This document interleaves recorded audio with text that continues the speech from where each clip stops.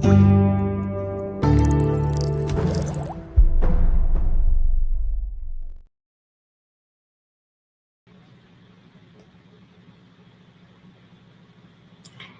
evening and konbanwa from Toronto, everyone. My name is Noriko Yamamoto, and I am the Executive Director of the Japan Foundation Toronto. Thank you very much for joining us today. Today, we are delighted to host a special talk featuring curators from Canada who participated in the Ishibashi Foundation and the Japan Foundation Curatorial Exchange Program in November 2024. This year's program was an 11-day immersive program designed to bring curators from Canada and Brazil to Japan, where they visited various museums, engaged with local stakeholders, and deepened their connections with Japanese contemporary art. Now, 3 months after the program, we are excited to hear what they've learned and what they brought back to Canada. Our vision in organizing the event is to share the experiences and insights with a broader community, thus enhancing network and encouraging engagement surrounding Japanese arts within the arts field in Canada. Before we dive into the discussion, I am pleased to introduce our distinguished speakers.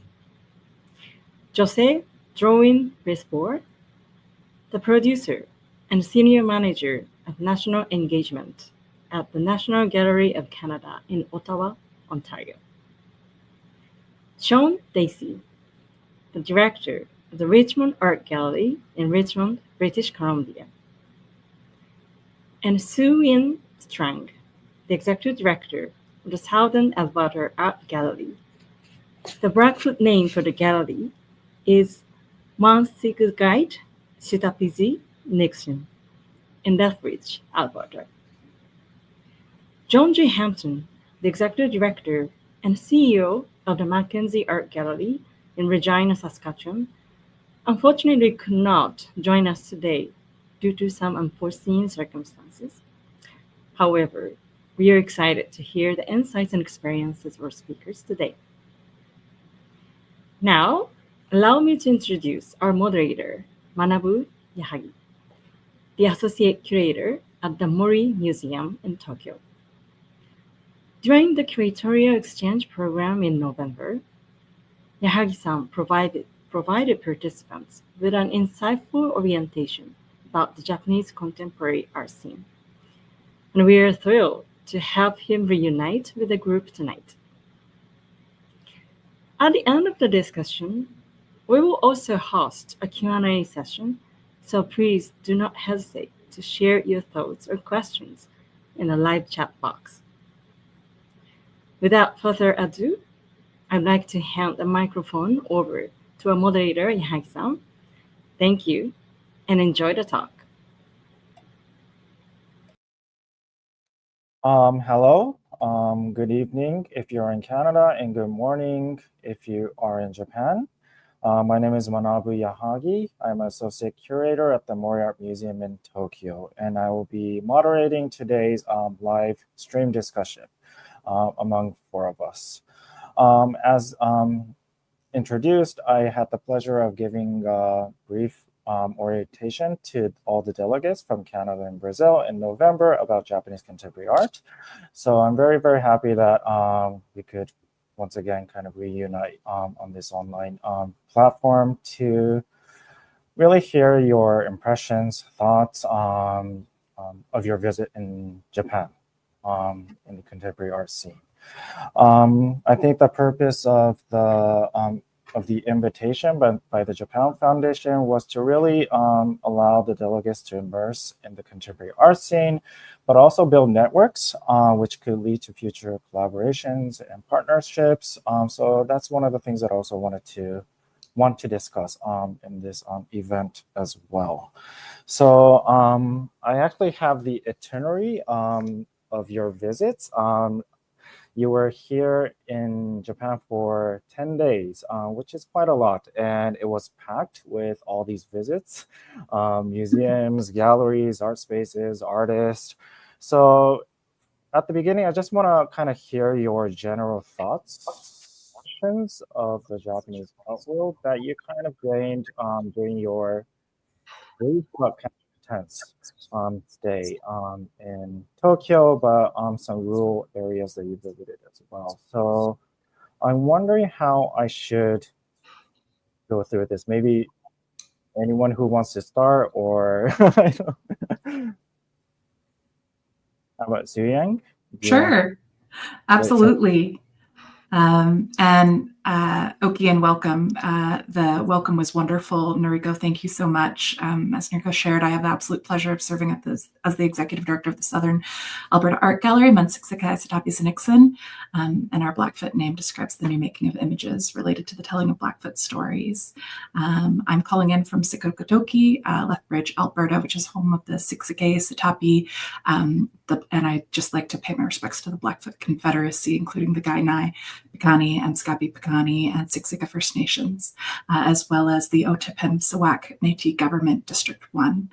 And thank you to the Japan Foundation and the Ishibashi Foundation for being some incredible hosts this past fall and inviting me to participate in this incredible program and tonight's conversation. I also want to just express my thanks, especially to any of those on the call, of all the artists, directors, curators, and institutions that hosted us. They really spent quite a lot of time helping us navigate their spaces and the arts community, and I was really appreciative of that. And of course, Manabu, thank you so much for moderating today's discussion and setting that context with your initial lecture. That was really thought-provoking and exciting. And a great way to start our trip was learning from you and the good work that you're doing in the country and at the Mori. Also grateful to colleagues across Canada and Brazil. I learned from all of you, and so excited to hear reflections and thoughts from Shaun and Josée today, now that we've had a couple months to process. Gosh, where to start? General thoughts and impression? Well, an incredibly vibrant and active scene over there. I was blown away at the high density of contemporary art scenes, contemporary art spaces in Tokyo. We spent the majority of our time in Tokyo with a couple days in Nagata. And as Manabu shared, the itinerary was extensive, expansive, and we saw so many different types of places, from small and large institutions alike, major museums and artist-run initiatives, public-private collaborations as well. And it was really incredible to see the breadth of types of spaces that were accessible across the city. I felt that many of the institutions and collections were really contextualized globally. The folks we were chatting with were really internationally connected. The collections were as well, which I'm sure we'll get into a little bit more throughout this talk. But at the same time, there was so many examples of projects that had a really strong connection to a local context, to the land, and to the communities, everything from community stewards of certain pieces to a responsiveness to the site, both in collection, architecture, and the program. Really thoughtful and responsive installations at a lot of these spaces as well. For instance, there were many instances of artworks embedded on museum grounds, public artworks installed in many public spaces, and works that were installed responding to the architecture. I would say that maybe I will just leave it at there before we get into specifics, because I want to hear how Shaun and Josée set the tone before we get into the details and the nitty-gritty. Maybe I'll follow up. Hi, everyone. I'm Shaun, Dacey. I'm the director here at Richmond Art Gallery. We are located on the ancestral and traditional territory of the Hunkaminam-speaking peoples. This is the language spoken in the Fraser River Delta. So we're Lulu Island, which is Richmond, is on the Fraser River in the Lower Mainland. You may know Vancouver, where Richmond, where the airport is. It's a municipal art gallery. I'll probably go deeper. There's whole histories about Japanese culture here that drew me to this trip. I've been lucky enough. This is my third visit. This was my third visit to Japan since 2022. And it was definitely a journey, 10 days packed. I mean, Suying's just scratching the surface in her really quick synopsis of what we did. And I'm so grateful to Japan Foundation and people like you, Yahagi-san, who hosted us. And, maybe the broad umbrella things that stood out for me as far as the Japanese art scene. First of all, was that attention to that openness, that generosity and sharing. We met very high-ranking museum directors to artists running a gallery, cafe, and every single person was so generous with their time, hosted us, usually with a meal. These are the things I'm not used to as much in Canada and trying to change here. So it's that generosity and that interest in collaboration and conversation and deep dialogue about what art is. So, I mean, I really appreciated that. I was also really inspired by the power of artist collectives that we visited. A few alternative art spaces and alternative art festivals like Benten, that they're basically organized and run by artists finding space, not waiting around for institutions to find them, developing their own institutions and spaces. It sounds like it can be difficult to find public funding in Japan. So interesting to see kind of an entrepreneurial style, which is maybe a little different than what we have here in Canada. And maybe the last thing I'll mention is just how contemporary art and culture seems to be really ingrained in everyday culture. Just visiting museums like the Museum of Contemporary Art Tokyo and seeing it full of people like every day, and people from intergenerational, all walks of life, appreciating art. In Canada, we have this natural beauty and lots of things competing for people's eyes. And it was really inspiring to see how museums welcome the public and engage the public. So maybe I'll leave it there for now. Yeah.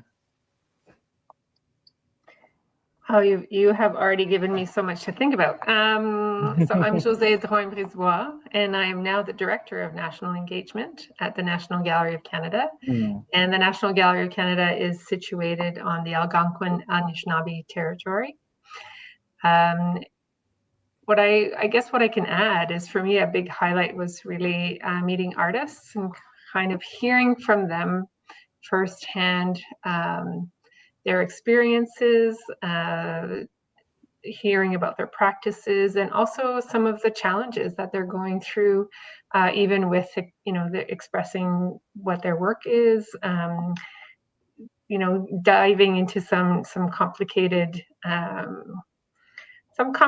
questions and ideas around identity and history. So to me, that was definitely one of the big highlights. And also recognizing that Japan Foundation was open to sharing they're introducing us to those artists and getting a sense of a diversity of voices, and that's not always the case when you're invited on a trip like this. So that I very, very appreciate. Very grateful for the welcome that we received, and also just had some ideas of what I was going to see, and I was pleasantly surprised. So that was also a good takeaway. Great. Thank you. So I just want to kind of start by then asking about different ways of running a space or an institution. As Suying and Shaun kind of insinuated, there are a lot of like artist-run spaces, like Ichigo Tsumari Triennial, which has a lot of like, outdoor programs or exhibitions, performance, engagements, which really ties strongly to the local context of the land or the city, outside of this kind of traditional white cube. And I think that is a very kind of strong tendency that we're seeing in Japan, which really influence how we run a museum as well, want to run a museum as well. So I'm personally also curious about like the Canadian institutions, how they're trying to engage with the local community. So I'm wondering if there's anything that you kind of learned visiting all these sites in Japan that could that's something that you could also implement almost or learn and kind of work into your own program. Yeah, I mean, maybe building off of visiting Ichigo Tsumari Triennial, such a special experience to go from Tokyo into Niigata Prefecture, right? Yes, it's Niigata. Which is this mountainous area known for its rice production and getting 3 meters of snow in the winter in this very remote place, and this investment by the Triennial over a decade, maybe or 2 decades, maybe. Correct me if I'm wrong. In developing permanent and ephemeral public art pieces in these small towns, and for those artworks to be embedded in community and responsive to the history of that place. And it was really special to be hosted by Hara-san. I apologize. I'm forgetting what his title was, but one of the lead people with the Triennial toured us to some very special locations. One thing that stands out to me is we went to a community center where there was it was like a lunch performance made by local women in the community, and they had collaborated with some artists to develop this script that is all about kind of some of the storytelling and myths and culture of the area, while also we're tasting the local cuisine, and you could just see the pride from these women sharing their culture. And it really spoke to the potential, when possible, when the funding is there, to really invest in long-term projects with community. And I'm going to put Josée on the spot because I feel like doing right now really connects really strongly to that sort of idea. So maybe I'll leave it there, and pass it to Josée. Yeah, no, I mean, for me, that was the most important takeaway, was thinking more deeply about the Triennial that we visited, thinking about the hyper-local, thinking about how to engage with community, how to make it meaningful and a sense of pride. What I'm working on right now is kind of creating that across the country, or trying to create that across the country. And internationally, but starting really, here first, but working on projects that are really more ingrained in community, and thinking about how we can build and share the national collection with all Canadians. So what does that mean? It means, we can't expect everyone to come to the National Gallery in Ottawa. We have to go out, and we have to think about what could be very meaningful as art experiences for people across the country. And those are very different communities. So you have to adapt, you have to think, you have to work with partners and people who have a sense of the local. So that was really great. And actually, I would love to go back and kind of get more immersed in the Triennial to understand a little bit more the workings behind that. Mm-hmm. Yeah, absolutely agree. That was such a highlight of the trip, and I think a really important counterbalance to being in an urban setting like Tokyo. And the co-creation, that's really that kind of ethos really resonated across the projects. And I think the pace at which they develop these projects is really an important and meaningful piece that Shaun already mentioned. It's just you can't build all of those relationships at the exact same time. It takes time and energy and conversations and research to be able to build up things that are sustainable like that, and that can be stewarded long term in community. Just hearing about at Clove Theatre that Shaun was talking about, how some of the performers who were also the chefs were also including family recipes within that meal, within that performance, knowing that the produce was from that region, was incredibly special. And even hearing about how the performance changed based on feedback from those community members. It wasn't just, this is the artist's idea and the artist alone. That hierarchy is kind of expert and audience, or who, participant and director was knocked on aside a little bit, and really the model of co-creation was very evident within that space. And also in the triennial, on the first day, we went to the, I believe it was Upasuna House, with the ceramic artist who had, this incredible structure, this incredible home that was then rebuilt with ceramic artists rebuilding parts of this structure through their practice. And then they do tea ceremonies and they host lunches there. But it's able to be something that has input and activation by community. It's not something where you can go and be a spectator as a tourist, someone coming from away, and only look at the art without the local context or the local influence or the local community. It is something that has you engage on all fronts and develop your own relationships, hopefully, which was it was very special.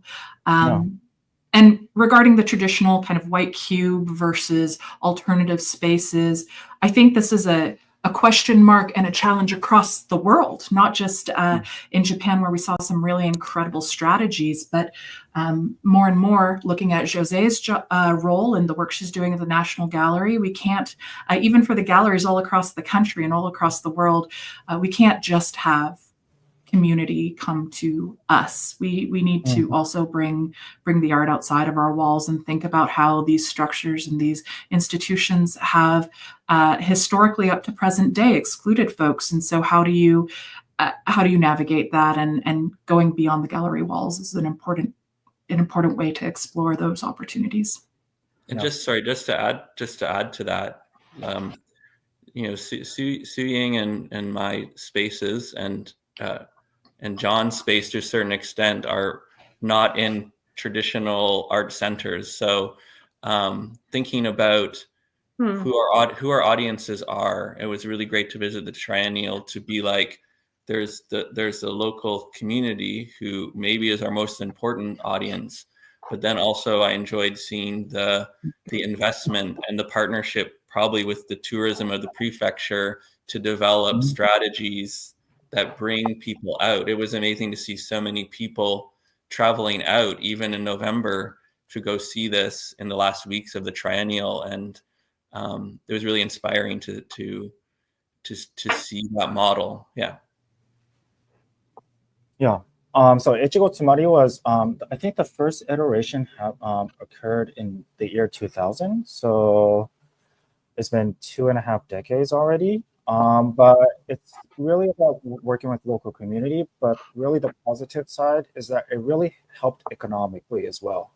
So these rural areas in Japan, depopulation is a very big issue. So hosting this kind of a big art festival brings a lot of people in, money in, all these people, the local people who volunteers. There's a sense of pride almost of having this kind of festival. So I think it's one of the really most successful kind of models of making an exhibition or building an infrastructure through art in Japan in the past kind of 30 years or 40 years even. And is this something really unique in Japan, or is there something comparable in Canada, or? Not like that. No, not to that like extent. And I think partly, what inspires me, and having had this opportunity, a big part of the takeaway as well from this experience was spending time with colleagues and having opportunities to talk and think and kind of, consider different types of models. And that was one that does stay in my mind. And like, what does it look like if we did something like that in Canada? I mean, there's a lot of places that are going through similar issues, in terms of population leaving or decreasing, or very remote or isolated communities. So there are similar challenges in many parts of the country. And I think what was nice was to kind of sense that connection, or the relationship between place, time, art, and people. Like, how can we think about those ideas in an innovative way? So it's right in Canada, it's very regional, so we tend to stick to our region, and that's always been a bit of another type of challenge for the National Gallery. So how can we kind of be across regions, because it's such a large country. And but it's not so hard when you think about it, because we need to work together and to be more collaborative. And to me, that's what I'm working towards. Yeah. And speaking from a practical standpoint, and something that really stood out to me is, in Japan, a real investment by corporations, by philanthropists within the art world on this next level. And it's a real struggle in Canada to build this part of it right now. So to create these big, ambitious projects is really stunted, because a lot of the funding that we receive is project-based, and it's not long-term, and is not the kind of investment that I see in Japan. Like, so amazing to visit Ishibashi Foundation and Artisan. And I mean, that's on the large scale of it, but seeing it all across the board is this business investment and love for the arts that is a bit of a struggle here, because we have very different historical systems. Yeah. And maybe just to say that it was mentioned a bit earlier, for some of, especially the smaller and alternative art spaces, there's and for individual artists, there's a different type of access to, or limited access to, public sector support over there. We're almost leaning to two different parts of the funding model, where really a diversified revenue structure that is more balanced with everything could be a strength for both countries. Y'all are really doing the private sector sponsorship and fundraising really well, and we have a very long-standing history of public sector support, both at the federal, provincial, and municipal level.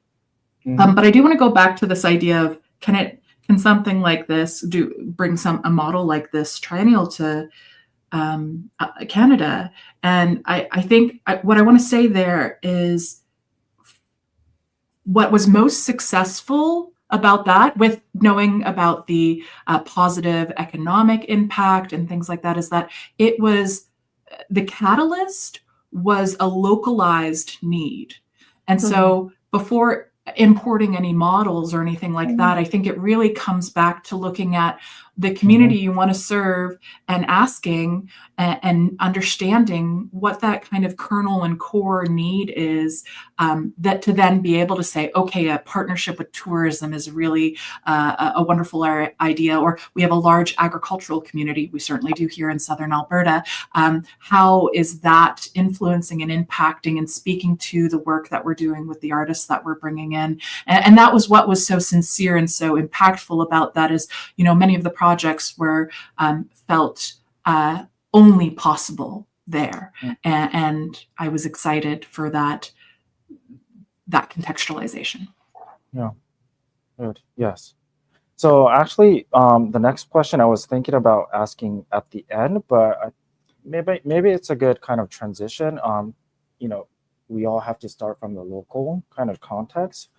But at the same time, the reason the Ishibashi Foundation, Japan Foundation, invited you to Japan was to kind of foster a network that could lead to future collaboration. So I'm wondering, is there any possible like collaboration, partnership that could begin from your own kind of regional context that could open up more into like an international project?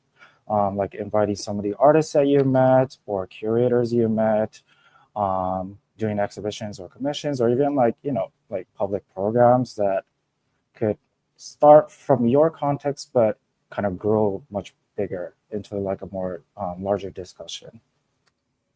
Yeah, definitely on the west coast. I mean, I hope this is still perceived around the world, but Canada is perceived as a multicultural new country since settlers came.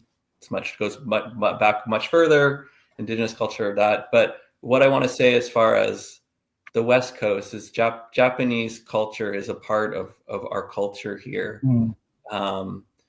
Specifically in Richmond, we have a long, over 150-year history of Japanese culture being here. Steveston being a Japanese fishing village. We have many Japanese Canadian artists practicing. We have a continued flow of new Japanese newcomers that live here in Richmond and in Vancouver. Richmond is over 65% diasporic, not from here. So for me, it's kind of it's a no-brainer. There's a community. It's interesting to think through this, that we are a municipal art gallery. I work for the city of Richmond, but we live in a very international urban suburb, very, very Asian in its context. So it feels natural to build stronger connections that are already part of the culture, but maybe are not happening on the art world side of things, and to be more reflective of the community that lives where our gallery is. So since 2022, I've been working with a group of other curators in the Lower Mainland area in BC on this project called Pacific Crossings. And through that, I'm working with a local Japanese curator here in Vancouver named Mikiko Hara. And we are developing an exhibition with they're called Art Center Ongoing in Kichijoji. They're a cafe and artist collective, over 60 artists. And we're working on an exhibition for next year, but that was already happening before this trip. And then this trip is just taken things to sort of next level of like, there's so many amazing artists I met. And I want to touch on one other thing. Another reason I was going is I'm very, very interested in Minge. So getting to visit the Japanese Folk Craft Museum and learning a bit more about Hamada-san and others. This Minge and Japanese folk craft is so influential. The pottery, the style of pottery, the philosophy around it has influenced so many potters here on the West Coast over the past 50, 60 years. And so I'm really interested to follow up and do more deeper research and develop a larger project around this idea of Minge from its sort of beginnings, its original philosophy, and how it's sort of taken up globally, or maybe more within that context of exchange between Canada and Japan. So it really just kind of lit a fire to kind of take it next level. So I'm very grateful for this trip. Yeah. Right. You want to go next, Ying? Sure. Well, agree wholeheartedly. We're one province over from Shaun here in Alberta, so large diaspora of Japanese folks in Canada and in Alberta. The Alberta government actually just named September the Japanese Heritage Month here. Actually, so this year September will be the first year of that. I was just chatting with my colleague at the Japanese Gardens here in town, and she's talking about what a big year 2025 is for Japanese Canadians. This year is also the 45th anniversary of Alberta's sister province with Hokkaido. So that's also a pretty significant date and opportunity, I think, to think about those relationships. I come from three generations of matriarchal migration, and that idea of being able to connect with the motherland, it's important, yes, it is a multicultural place here in Canada, and it's a different thing, I was working in Chinatown before moving to Lethbridge, and the conversations, the nuance, and the opportunity to learn from and grow through that exchange of diasporic artists and communities and folks who are still based back home is a really ripe opportunity for learning and growth and connection. So I absolutely think there's opportunities there. Michelle, if you're listening on the call, no pressure, but there's lots of really exciting spaces in town, like the Japanese Gardens, where we're always looking for ways to work with our community here in Lethbridge, both in the contemporary art world, but also beyond. And so I think there is wonderful opportunities also nationally and internationally for us to work together. In terms of things that are concrete, we have a patron trip coming to Japan this year, 2025. And so our director will be there with a number of important patrons to the National Gallery. So I think it will be very important. And I have been as well sharing with them, and some may be listening right now about my trip and some of the people and contacts that were made. So that kind of networking side of it, and I think that could lead to some very interesting opportunities down the road. We also are involved with the Venice Biennale, so thinking also about those connections. And I was very impressed with Yuko Mori. And especially the exhibition at Artisan, and thinking about what would it mean to invite an artist like her to think about our collection, for example. As Shaun was mentioning as well, thinking a lot about Japanese artists and Canadian artists from diasporic regions of Japan, and we also build a collection. So there's lots of opportunities to think about potential projects, and also thinking about projects with Shaun, with Ying, about things that we could potentially even do together as ways of thinking about these broader connections and going beyond the regions as well. So lots of opportunities, I would say. One thing that, I know we don't have John with us today, but the National Gallery also puts together an Indigenous art quinquennial. So every 5 years, a very large exhibition looking at global Indigenous practices. And again, it was a great opportunity to meet some Indigenous artists during our trip. And so I've relayed that information and hoping that there could be some form of exchange between curators and artists, between like Indigenous curators and Indigenous artists in Canada and Japan. I think that would be a very interesting opportunity. Good. I do want to talk about artists because they are the most important, agency almost in our art world. They're the catalyst of that allows us to work.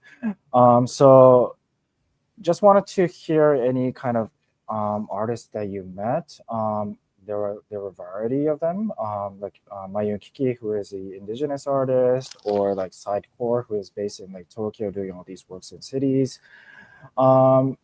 Maybe some artists that really, I think many of them were kind of new to you, that really, maybe some of them kind of betrayed your assumptions or expectation of what Japanese art is. So I'm wondering if you could talk about some of the artists that you've met or inspiration that you had meeting them, speaking to them. Yeah, it was great. I really wanted to thank Japan Foundation for listening to, at the beginning we were all asked like what our research interests are. And having visited a few times, mainly to see biennials and triennials, one thing that I personally noticed visiting these biennials and triennials in Japan was a reluctance maybe to present strong political art or art that is questioning things a bit more. So, it was really great to have those one-on-one discussions with the Ainu artist, Mayun Kiki, and the Okinawan artist, Miyagi-san. With him speaking from a queer perspective, but also his work really engaging with Okinawan experience.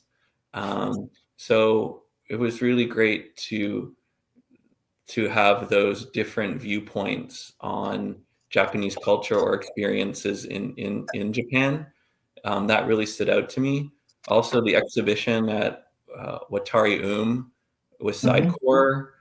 Sidecore is just engaging with skate culture and this exploration of subterranean Japan with cinematic and fun and quirky and yeah, really something fresh and new that, I think would be really great to bring out to Canada. And also visiting that space was really awesome as well. Yeah.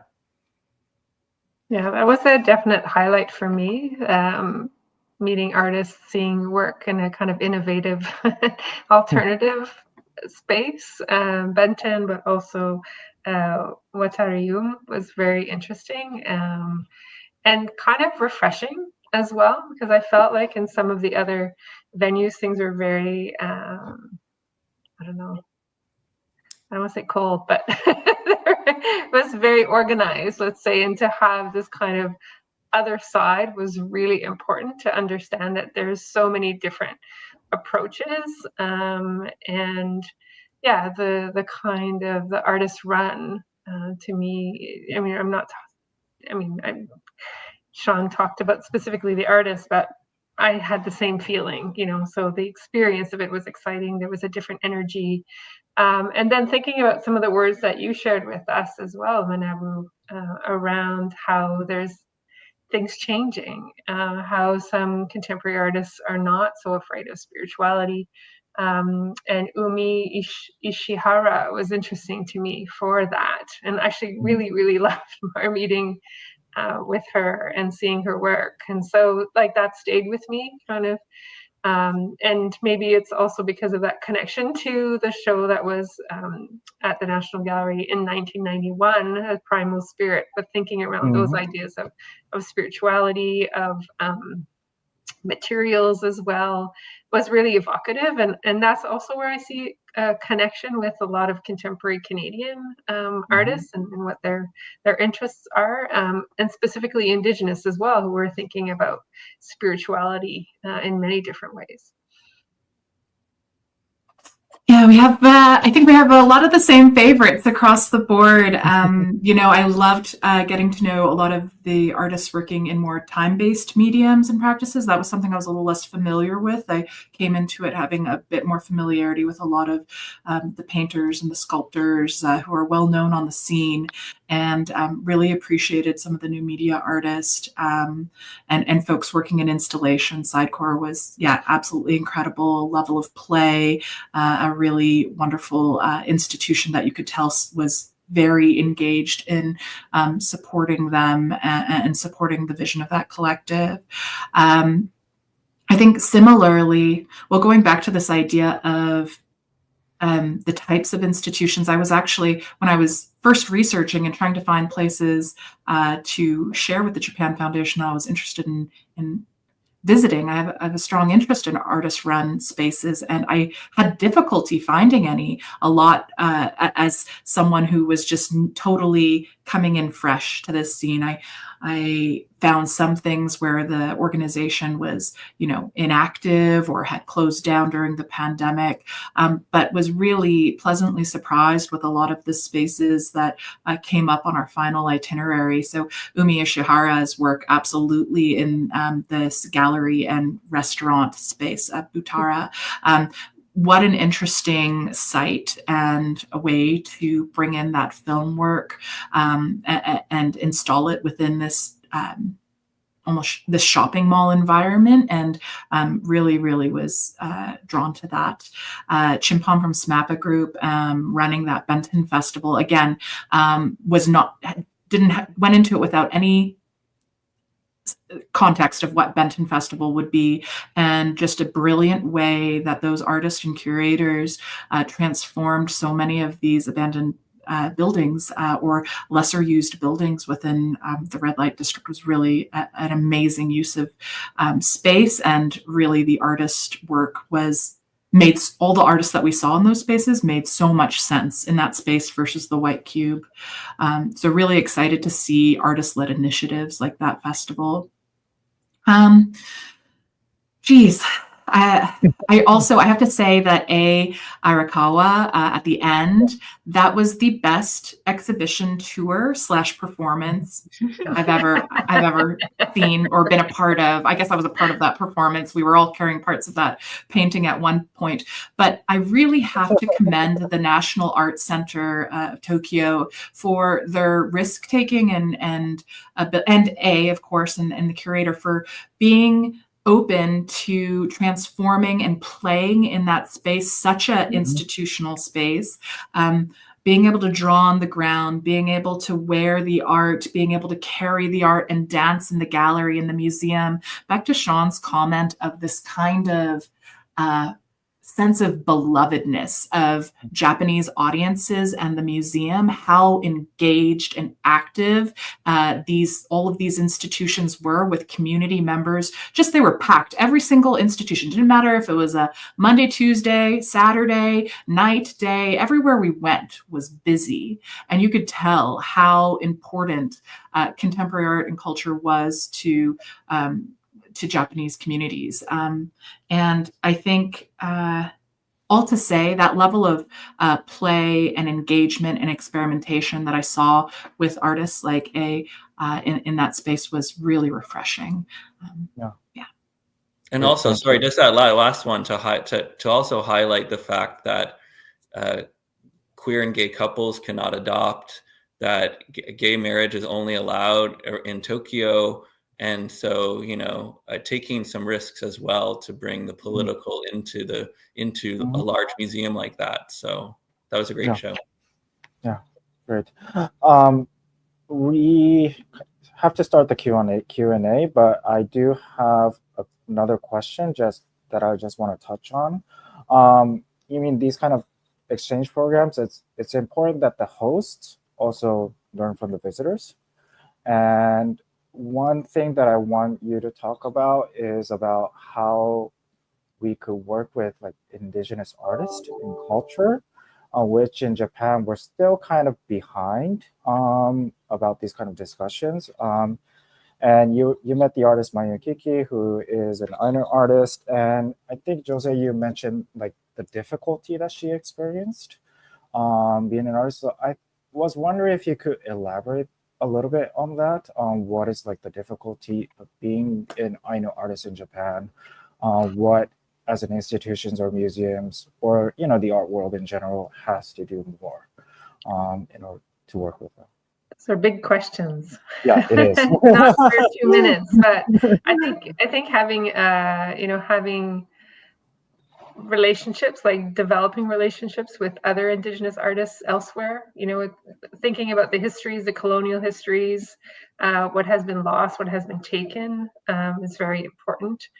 And maybe inviting some Indigenous curators as well, that could work differently with Indigenous artists. I mean, that's definitely the work that we're doing here in Canada, but specifically also with the National Gallery. We have a full department that's the Indigenous Ways and Decolonization Department, which has a number of Indigenous curators working, and also policymakers and whatnot. So really thinking about how museums can change and be different and really much more open, but yeah, decolonizing the museum is a big question, but I think it's one step towards being more inclusive and open. So I would definitely encourage some dialogue, and inviting even a delegation of Indigenous curators could be very interesting.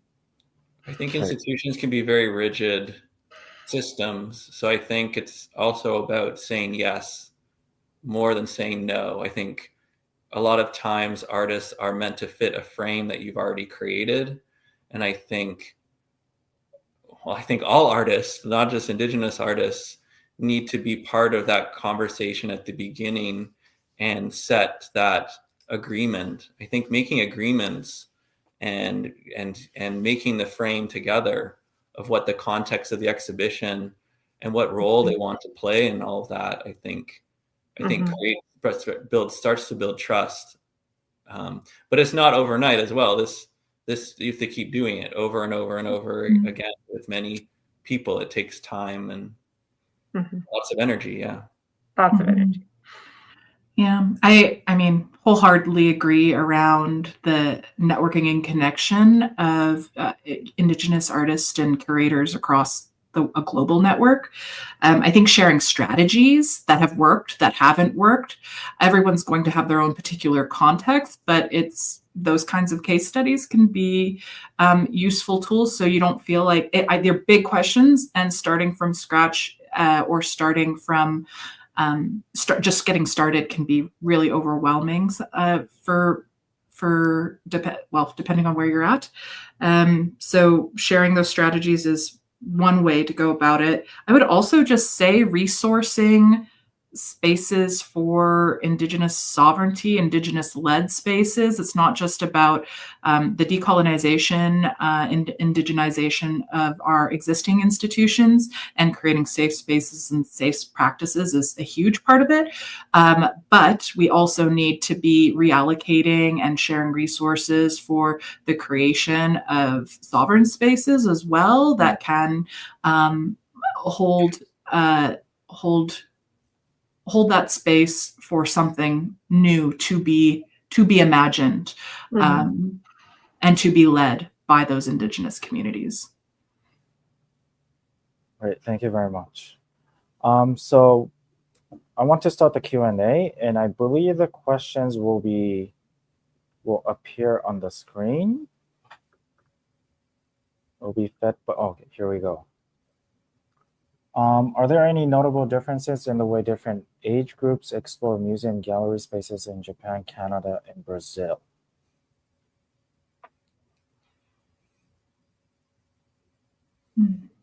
Any thoughts?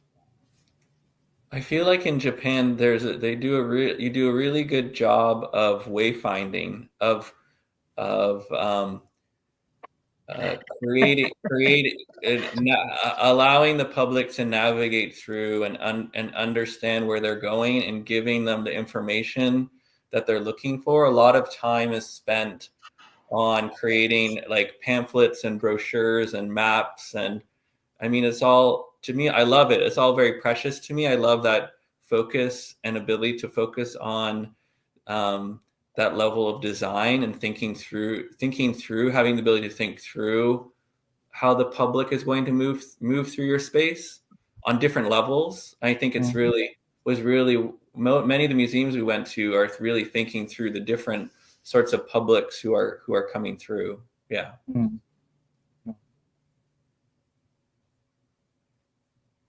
Any other comment? I don't know. I'm trying to remember exactly. I wasn't paying attention to that. I think we in Canada tend to do like special activities for children. Kind of take them away from the art in some sense, and creating workshops and I didn't feel it like that in Japan. I felt it much more integrated and lots of families. So yeah, it's about spending time together, which is interesting. So yeah, it didn't feel like divided in my memory. And I'll give props to the Mori Museum as well. Like something I really enjoyed was being able to go to a museum at night and really thinking about the 24-hour museum.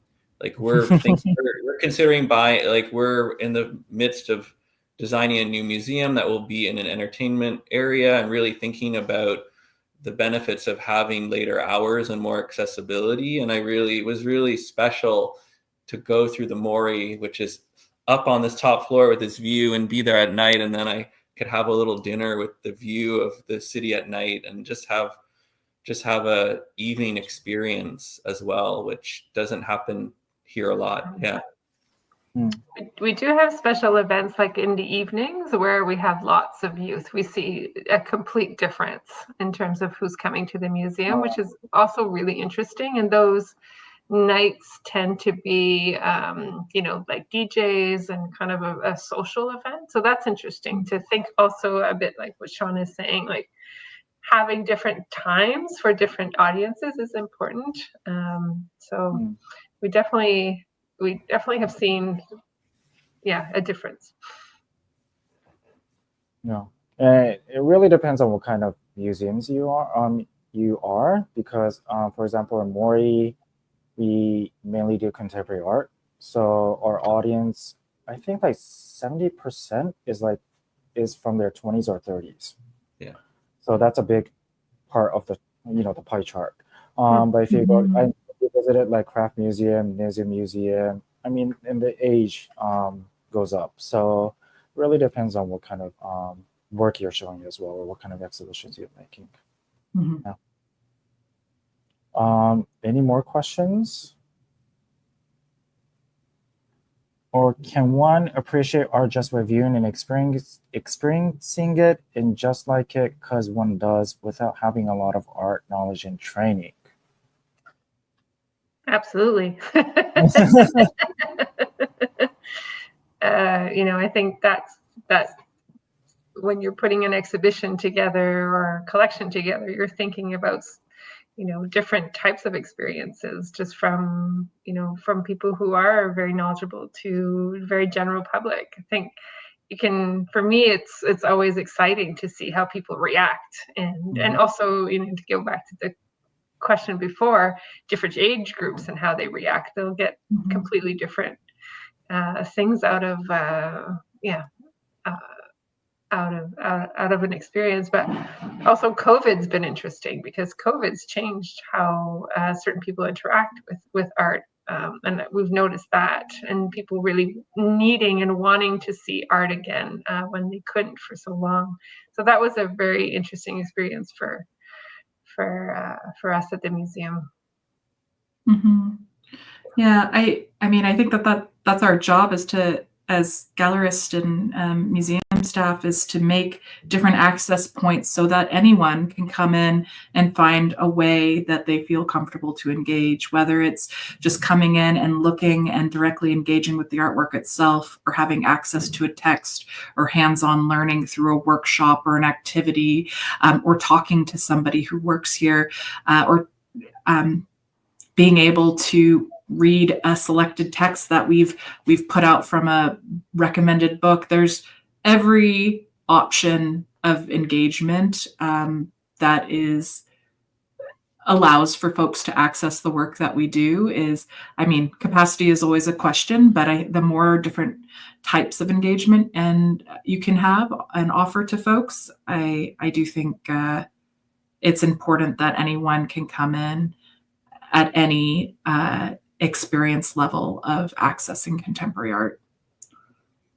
There's a bunch of special moments in Niigata, but one that sticks out to me. There was an installation in an old house, and it was watched by locals that live in the community. And upstairs, this traditional home was the artist had all these floating farm tools. And then the guy was just having this amazing time explaining what each tool was for, and just these different entry points that kind of triennial had, because we're looking at contemporary art, but also we're learning about the history of the place, and we're learning about how we use these tools. And so different people have different entry points into the art, and that for me makes a very special installation or special experience. Yeah. And I think as a, like a curator working in museums, is if a visitor could find one piece of artwork that they like when they visit a museum, to me, that's a success already. Totally. And Absolutely. I mean, that's kind of based on my experience. I visited a museum. There's one piece that I just loved without knowing why, but that was my entry point of, going into art, studying art, doing history as well. So, yeah. Wherever your curiosity and heart leads you is like way to go, I guess. Maybe I can piggyback a little bit on that, because for me that was a big experience. Actually, it was Louise Bourgeois. I was seeing one of her works when I was a student, and like coming to a point where I thought this person knew who I am. Cool. Yeah. I think all of us, specialists in a way. Also, I think we all start from a very personal experience of encountering art, and just grows. So yeah. Sorry. I think there was a next question.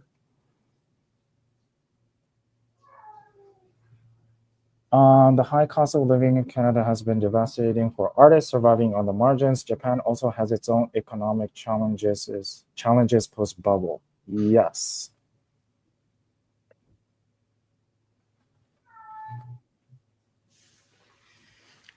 Well, I mean, I think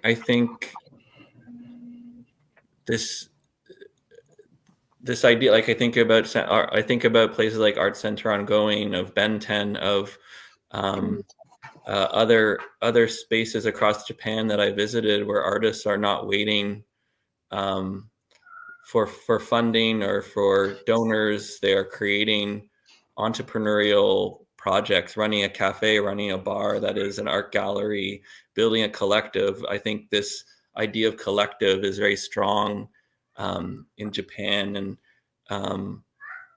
I've seen some of the most interesting art I've seen in Japan comes out of these sorts of initiatives. Can they last forever? Probably not. Do they burn everyone out? Probably. May disappear after COVID, yes. I mean, but I think it is one strategy, and things are getting really critical here in Canada again. And I think we need to start looking at alternative strategies, because the government's not going to come through with the funding for a while, it looks like. It's I mean, I'll leave it there. Yeah. There's an opportunity for us to revisit as institutions what we're resourcing and what artists, what community needs, and have that in conversation with those stakeholders. As Manabu said, like, artists are the catalysts, they're at the center. And so if it's a matter of rethinking how we get to our vision, if at one point it was doing XYZ exhibitions, perhaps, to get to what the goal or what the need of the artist and arts audiences and communities at large was. If that needs to change, I think an openness and flexibility to supporting that. Manabu, I don't know if you had gone to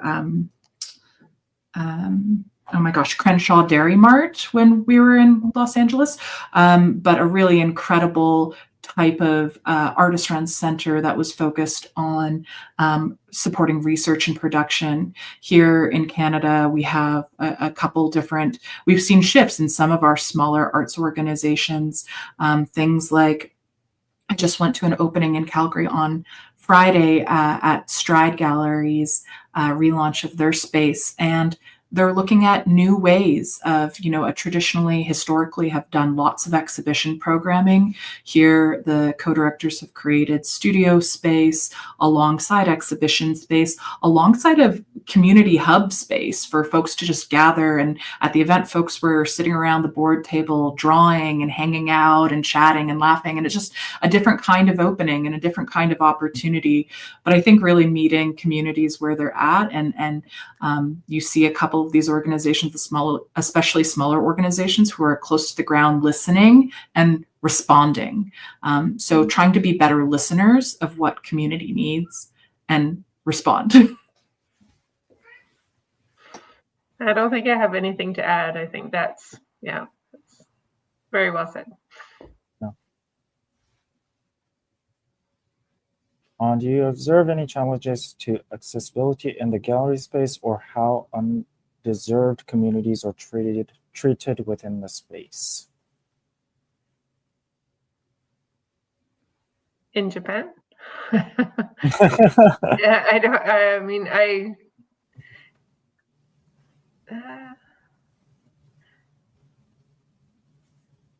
It's an interesting question for us because we were treated as, we were a specialty group that was brought in, we weren't waiting in the ticket lineups even. No. So I didn't have a real accurate sense of what that might be like. Sorry, go ahead, Josée. No, I was just thinking, for me, a lot of the spaces seem very welcoming, which that's the feeling that I'm thinking about. Wasn't so much looking at certain needs in terms of accessibility. We were also given tours, so we were treated again. I think it might have been different if we were trying to read a lot of the materials and whatnot, but we need to come back and experience things in like all visitors. I mean, it does. I mean, we went to many different sorts of spaces, and some spaces where private museums were getting exclusive access, and there's other spaces that are, thinking about accessibility to broad publics. And it was really interesting to visit that range of spaces.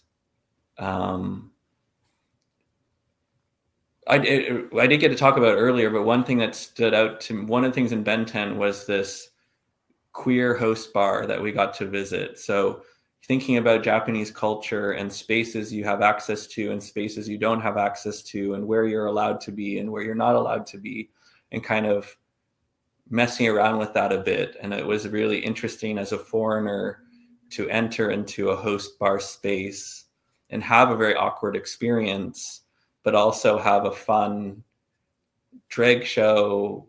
I don't know, it was a very layered sort of experience. So it was interesting to have a few experiences there where, am I welcome to be here? Am I not welcome? What's happening here? We're not, being not part of the culture, there's definitely moments where you feel like you're a foreigner, you're an outsider, you're not part of this. So that part was interesting. And also, curators often work with education department or learning departments because they're the one who really work with people, and they have the feedback, they have the knowledge. And we often at the Mori, kind of try to receive the learning program, the learning team's feedback as well when we kind of design the space. So people with disability has no issue walking through the galleries, and so it's hard to see when you just visit, but there are some work that is done which is not, of course, sufficient. There's always more we could do, but we're always trying in different ways. Any other questions? In which ways has a language barrier caused challenges in art exchange between Japan and Canada? It's a good question. Maybe not only in Japan and Canada, but language barriers. In general. In general, this is done in English too. So yeah, I mean, communication, maybe you probably had very good interpreter, translators during your visit, but Chuko-san, she was amazing. But do you think it would have been difficult without her? Yes. Is maybe a different way to put it. It would have been difficult without her. I think for me, it is language, but it's also culture. It's kind of like, getting a little bit more knowledge that we wouldn't have otherwise. So thinking about, some of the context around certain even buildings or certain institutions that we were seeing. So language barriers are always, to me, very interesting because I think you can get through them through art, actually, and thinking about, shared experiences.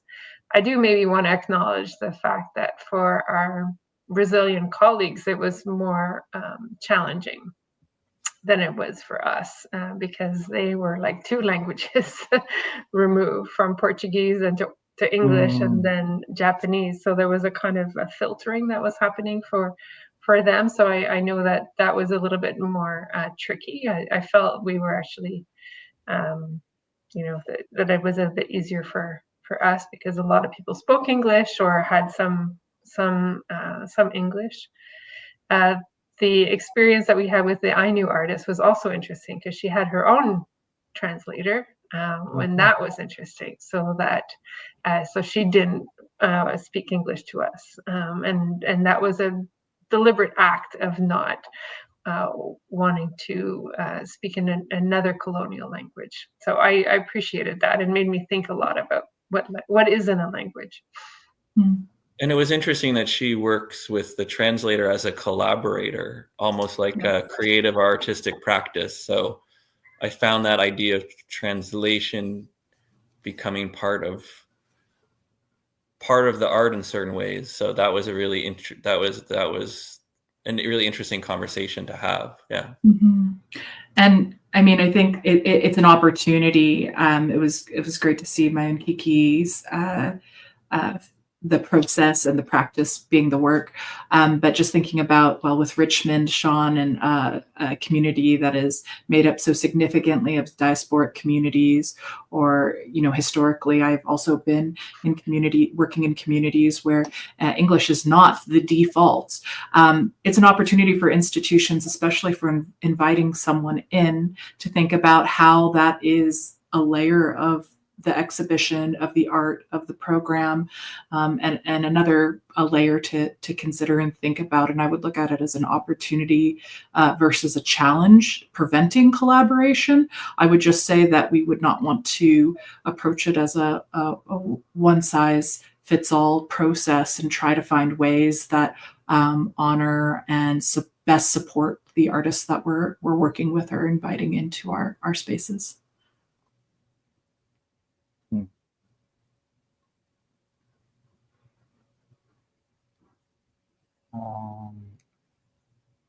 What are some? Okay.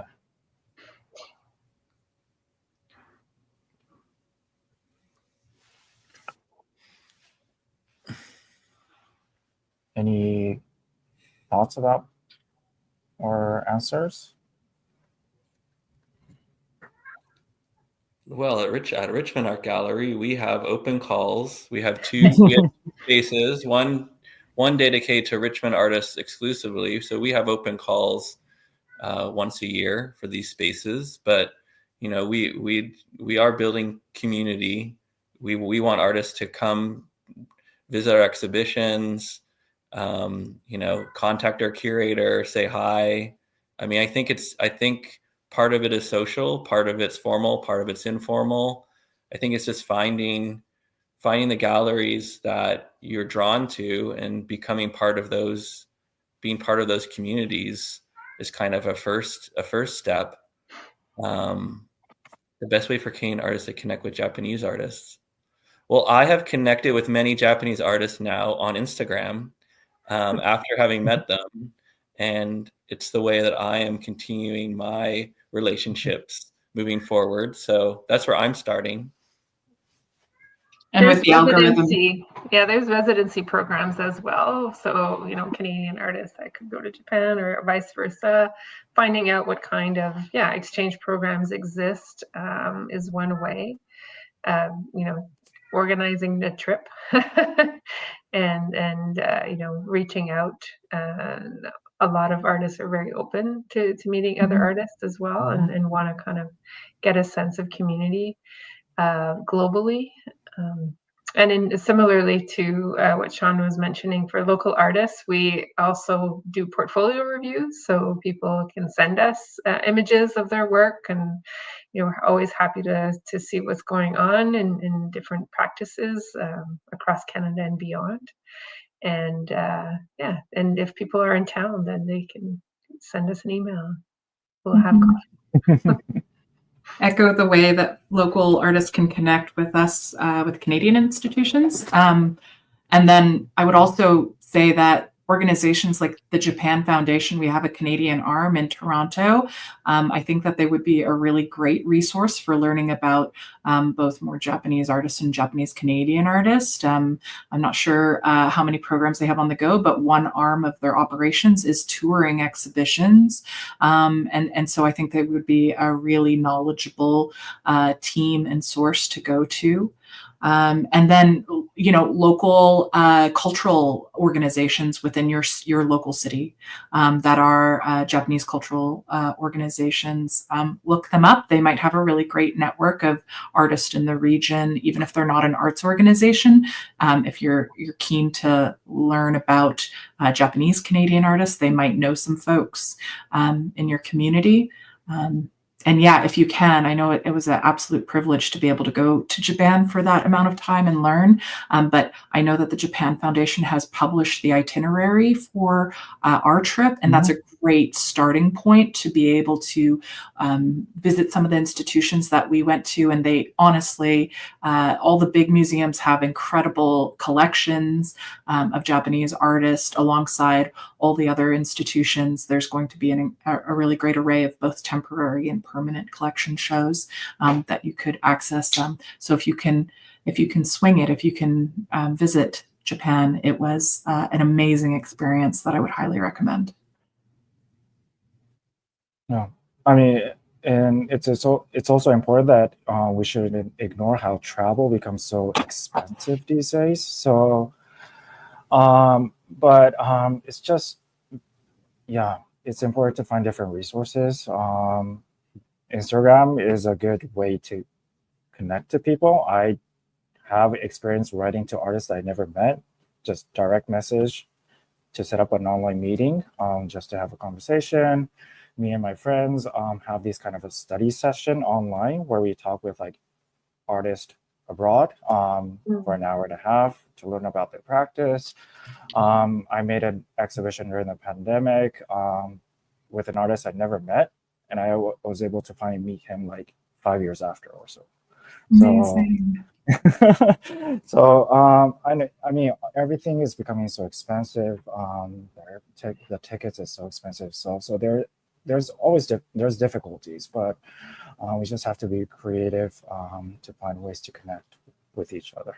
Mm-hmm. Last questions for the speakers. This is from the Japan Foundation. Thank you. If you have the chance to visit Japan again, what other aspects of Japanese contemporary art would you like to explore?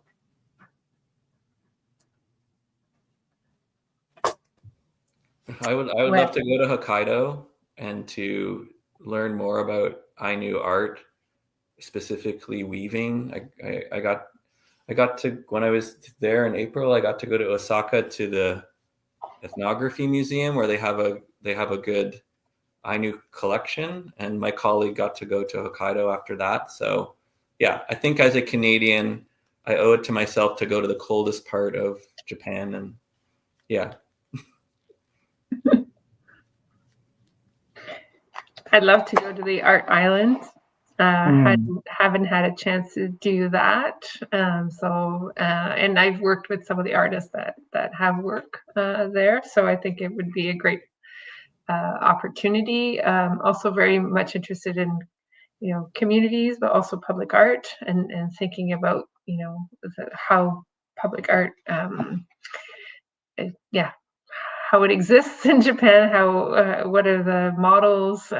It's very interesting, and I've had opportunities as well to travel to other countries, and I'm quite fascinated by that, because to me it's very different than a museum. So thinking about how art comes to you, and learn more about rural areas. I was, again, quite impressed with the triennial, and it gave me, it kind of gave me, I don't know, a taste of something different, another side of Japan than Tokyo that I really appreciate. And thinking about what our cultural institutions like the Hara Museum do and how they exist, and so I'd be very, very curious to think about those cultural institutions outside of dense areas. Mm-hmm. Yeah, absolutely. I mean, it was my first time in Japan. First time leaving the airport in Japan, and we spent the bulk of our time in Tokyo, which was great because there's so much to see and do. I didn't want it to be spread too thin, but the majority of the time in Tokyo, a couple days in Niigata, and there's so much more to see and to learn about. And I'd really love to know the nuance of each region, each city, and have a chance to see more now that I have a baseline understanding of the Tokyo art scene. I also, at Hara Art Museum, but at I think maybe one or two other places as well, we got a teeny tiny peek into some behind the scenes collections and things, but not at every spot. And there's so much more. We were doing such high level, so much was packed into the itinerary. We're doing high level visits at each of these institutions. I would love to really just luxuriate in one institution's collection for a while. There seemed to be some really interesting, nuanced focuses at different places, and to spend time to go a little bit deeper in one cross section of a place or an institution would be my next step, because it was a brilliant introduction, and it just whet my appetite to get to know it deeper on a deeper level. Okay, great. Thank you. That's it. I want to thank all of the viewers and listeners for your questions and for turning into this conversation. Special thanks to, of course, to the speakers, Josée, Shaun, and Yang. Thank you so much for coming to Japan and taking your time tonight for giving us your feedbacks and comments. And of course, many thanks to the Japan Foundation Toronto for hosting this online event. They would appreciate it if you can give your feedbacks about tonight's event by filling out their online questionnaire. There will be a QR code that will appear on the screen right after this. And the link for the QR code is also on the YouTube description. So thank you once again, and have a good evening, everybody in Canada. So thank you.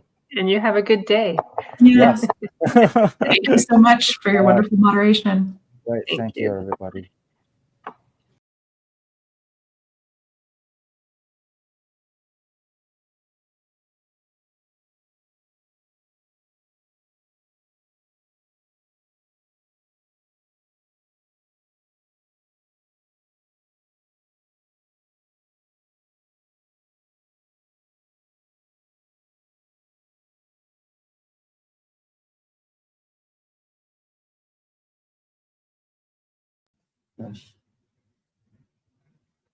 Okay.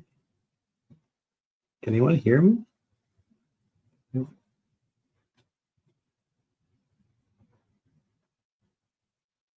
I could hear. You can hear me? Oh, but you know what? Let's just add it. I'll just try to add it.